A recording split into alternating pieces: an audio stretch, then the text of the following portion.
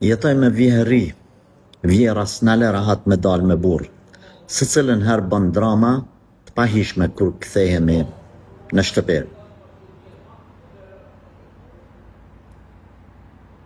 Shumë janë kompliku këto situata mes rejes, vjerës, djalit, babës, saqë është problem me dhënë një përgjigje të prerë në këto raste.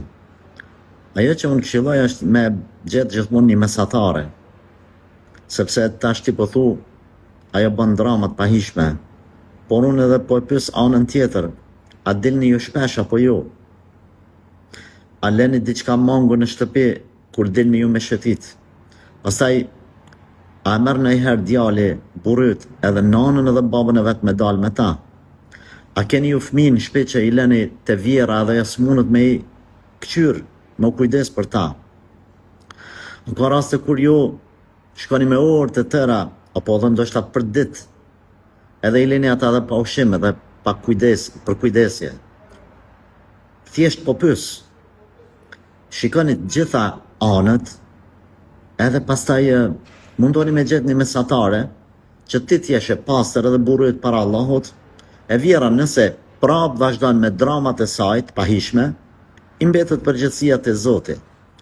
Por ju, nga ana juaj mos bëni ndonjë gabim që me pas hise në krejt këtë dramë të saj. Pse po them kështu?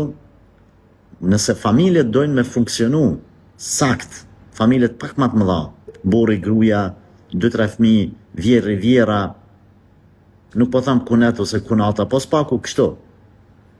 Atëherë duhet patjetër me pas tolerime, me lëshu pe, të gjitha palët.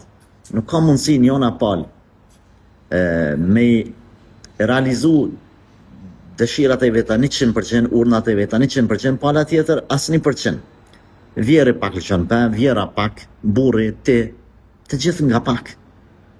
Edhe me gjetë një mesatare, këherë edhe me bo sabër dhe me mbyllë sytë. Ndoshta mund gjejmë edhe përgjigje tjera, por unë nuk e shoh shumë të hishme që me i dhonë krah asnjënës palë kundrejt palës tjetër. Domethënë mi thonë 100% pa i ditë detajet.